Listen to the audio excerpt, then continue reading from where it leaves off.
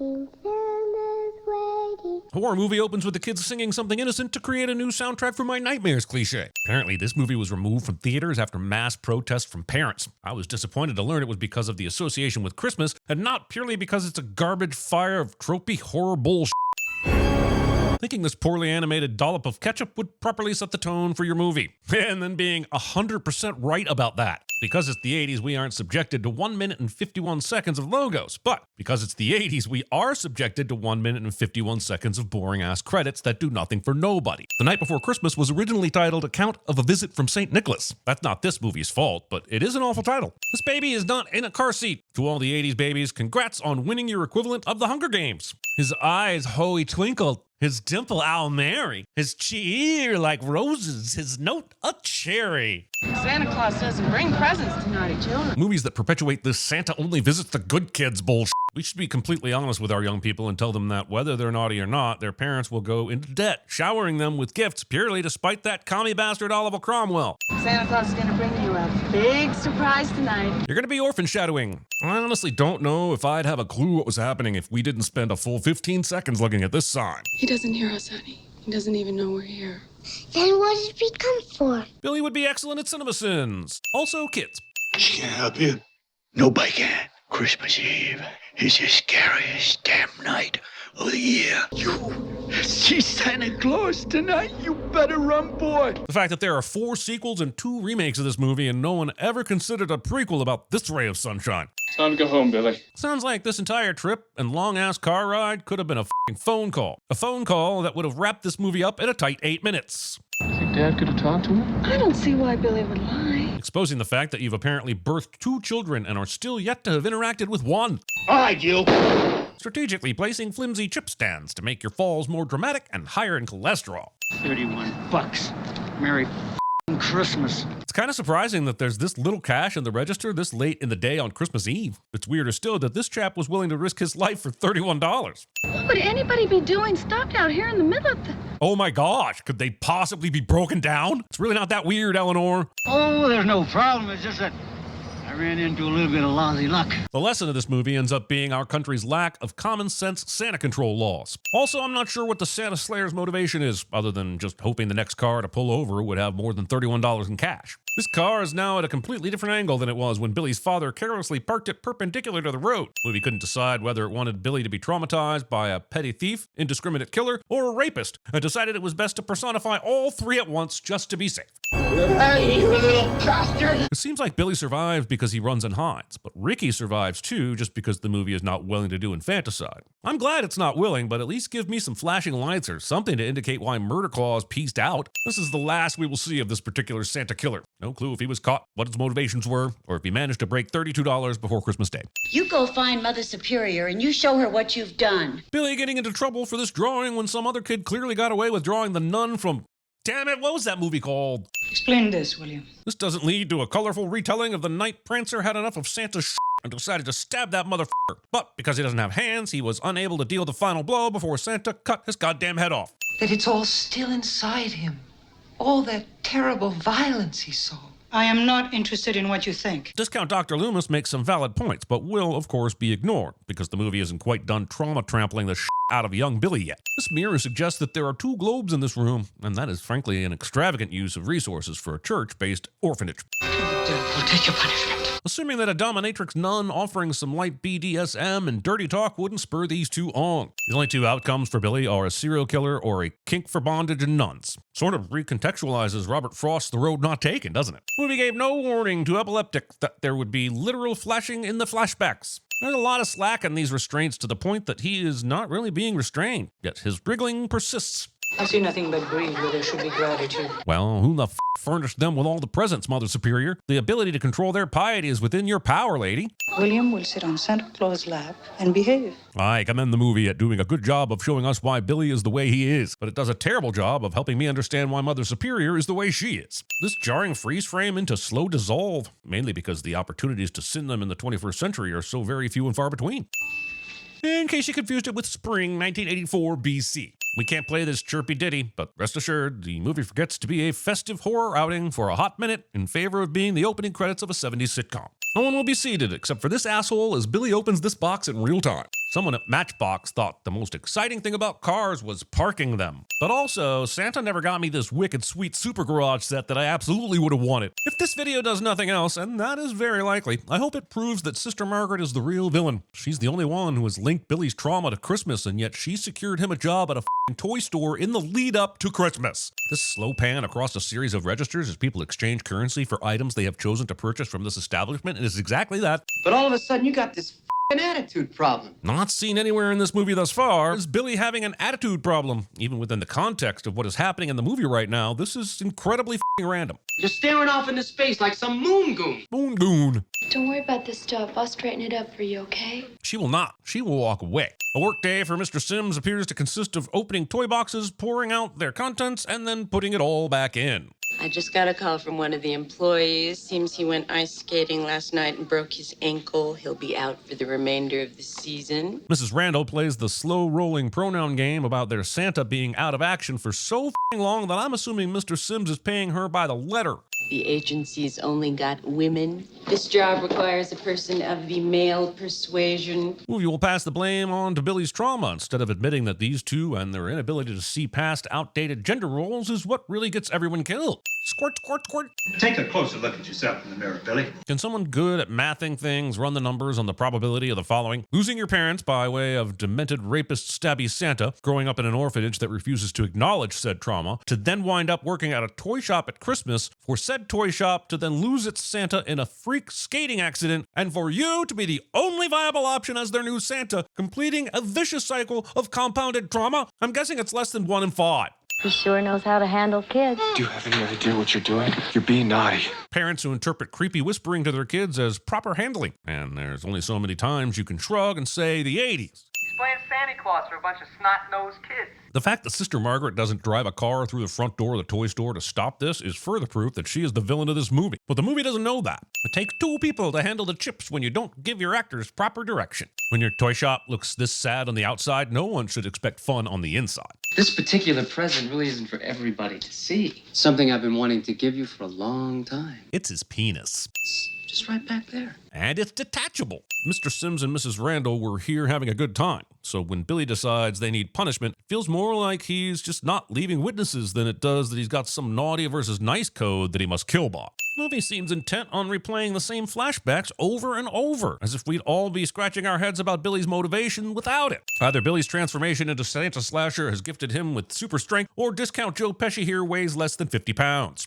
Any sympathy we might have for Billy quickly evaporates once he kills innocent Pamela and irritating but harmless Mr. Sims. And maybe we weren't supposed to have sympathy for him at all. Maybe this is one miserable nightmare and I should just enjoy people being uncreatively killed at Christmas. And boobs. If the subs said balls softly jingling, I would have believed that Billy could sneak up on people while wearing the Santa suit. But the subs said bells, so my balls are tied. I mean hands. Billy's training clearly covered proper box knife usage, so I question why he hasn't learned which end of the hammer you're supposed to drive with. Billy is briefly incapacitated by the falling boxes that are clearly empty. This just doesn't line up with all the drunken super strength he has been displaying. No! Stopping just because the person trying to kill you says no. There's being courteous and then there's being foolish. None of the sequels cover the spate of Christmas Day killings that happened in the wake of this bow and arrow set being gifted to families across America.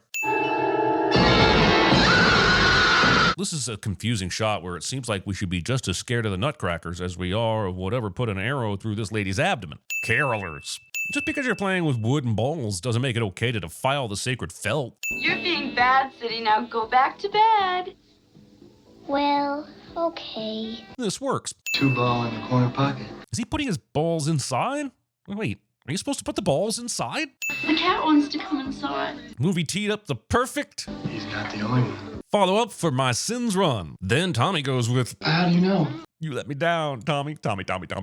I question the futility of putting on these tight pants for modesty while actively campaigning to free the nips. To be clear, I'm completely abreast of why the movie made this choice, but I'd appreciate some internal logic to be laid bare. Punish! Along with super strength and a blind rage, Billy also picked up the ability to know every house in Utah that contains a negligent babysitter blueballing their boyfriend in the name of keeping her pussy warm. No one who's currently half naked on a pool table or in bed waiting for Santa for a living hears this door being broken down or screaming. He starts with a two-handed over-the-head throw, which, after the cut, turns into a one-handed throw. Denise? Are you okay? She is not okay, and neither is your peripheral vision. Operator, I need the police. Apparently in the 80s, only about half the U.S. used 911 as the number to call for emergency services. And that's why we've never met a time traveler. Every one of them died hearing the number you have dialed is not in service. Not even Hulk Hogan's shirts work like this. Did you bring me a present? The fact that there are 4 sequels and 2 remakes of this movie, and this is the last anyone saw of Cindy, Billy's chosen successor. Can you believe this? It's Christmas Eve, and we got orders to bring in Santa Claus. Yeah, I can believe that. In fact, I'm surprised picking up drunk Santas isn't all you do on Christmas Eve. These shelves are criminal. There's a 100% chance that this kid wakes up most days with a concussion. The police got the wrong guy, but they should absolutely take him into custody. What kind of Santa wakes a child up in the middle of the night like this? Everything about what he was doing looked like he was about to kill his daughter. This appears to be a limited edition police car that has full sirens but no flashing lights. Look at this hill.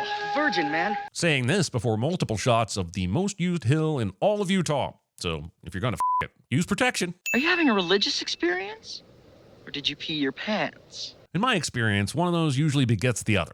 Also, Boston. Well, if it isn't Bob and Mac. Bob and Mac will be playing your notable rascals who love sledding more than the rules, even though they both look to be in their 20s and should probably be doing something with brewskis. Now watch this. Saying watch this and then doing some basic-ass sledding. The movie had no idea how to fill its admittedly daunting 80-minute runtime, so it decided to dedicate a scene to introducing 4 new characters, all so it could kill one of them a few minutes later. Also, I am so glad these 2 were bullying those other kids so hard. I get to feel really good about this brutal decapitation now. 3 more murders. 3? So he just let the other bully go? Why? In fact, everything he's been doing has a kind of logic to it. Once you understand what he's gone through. If that's true, there ought to be a way we can predict his next move. The movie tries to spell out exactly why it's impressed with itself. Also, I'm not sure how, unless you're saying you've been able to predict him visiting this random home with the horny teens or the best ski slope in North America. Also, so far Billy has killed a rapist, a shop worker he had a crush on, his boss, whatever this lady was, 2 teens, and 1 sledding 30-something. That's about as broad an MO as a flash flood. God damn, what kind of Christian home for orphan children is handing out f***ing assault rifles? Better say goodbye now. Mother Superior wants us to write a note to Santa Claus. This kid plays with what is, apparently, the only phone in the entire orphanage, meaning that the police are unable to get through and warn anyone that Billy might be on his way to kill them. With luck that bad, maybe it's time to just admit you devoted yourself to the wrong deity. I can't wait any longer. Why are you waiting at all? Literally anyone in this building could keep trying to call the orphanage while you drive over there. What was the plan? Warn Mother Superior about Billy and then go for lunch, praising yourself for a job well done? You and I are going out to the orphanage together. Wait, if you think Billy is headed there to kill everyone, why are you taking Sister Margaret with you? Did a nun abuse you as a child too, and this is your twisted revenge? Approaching the orphanage now. Everything looks okay. There's a bunch of kids playing in the yard. Holy s***. This asshole decides to stop radioing the second he sees the thing he's supposed to be radioing about. A man dressed as Santa Claus was shot and killed at St. Mary's home. I'm sorry, sister, but at least it's all over. Premature Santa's dead-abration. Barnes wanted the guy to stop, Captain. He didn't respond. Of course not. He's deaf. What does she mean? Of course not. Is Father Brian famous throughout all of Utah for being the only deaf Santa in town? Also, this is squarely on Sister Margaret once again. How did she not give the cops a heads up that another Santa might also be at the home, and this one won't hear the sound of a gunshot until the consequenting bullets are reverberating through his internal organs? I'm sorry for what happened, but... Cut. Sorry, but can we take that again? I'm just not feeling the remorse in that line delivery. I want you to imagine that you shot an aging minister in the back in front of 24 children on Christmas Day. No harm must come to the children. Do you understand? Are you shutting down the orphanage then? I'm gonna check out the grounds. In the meantime, you make sure everyone stays locked up inside. Don't let anybody come in unless you know exactly who it is. To be clear, he's asking the aging Mother Superior, who appears to be confined to a wheelchair, to watch the entrance and prevent a serial killer from getting into the orphanage. He may as well shoot them himself and save Billy an additional murder charge. Poor things are scared to death. They need something to keep their mind on it. If only they'd been gifted with brand new toys this very morning, that would have been an ideal distraction. The finale of this movie is a suspenseful journey with this cop as he creeps around the grounds looking for Billy. Of course, it would be suspenseful if this was a character we'd spent any amount of time with beyond his brutal shooting of an innocent man. Why did we spend a third of the movie with the people at the toy store only to have them killed so quickly? Why is the actual final girl, Sister Margaret, completely sidelined for most of the feature? The movie forgets that what we really loved about Halloween was Laurie Strode, not Michael Myers, which coincidentally is something most Halloween sequels also forgot. Punish! Okay, Billy, but for what exactly? We saw him kill Santa, but did you? And even if you did see him do that, how are you not pleased? And why aren't you offering him a position as head elf? Andrew, where do you think you're going? Movie expects me to believe Mother Superior, God's hand of righteous overaction, just shrugged this off instead of tying Andrew to the wheelchair ramp and repeatedly running him over. Hello, Santa. Considering they all just witnessed Santa receive the benefit of Utah police marksmanship, they should all be terrified about the undead abomination in front of them. There's no Santa Claus. There is no Santa Claus. Hoping a Santa-clad serial killer will have the same vulnerabilities Tinkerbell has. One of the most responsible people for what Billy becomes will be one of the few to survive his rage. For some reason, this vile and disgusting movie draws the line at killing nuns. I'm talking about Sister Margaret, of course. We're safe. Now Santa Claus is gone. 4 sequels and 2 reboots have entered the chimney. Also, Billy says this as if any of these kids could ever feel safe again. They just saw Santa shot and killed once before then coming back to get shot and killed again. If anything, in their minds, his immortality has been confirmed.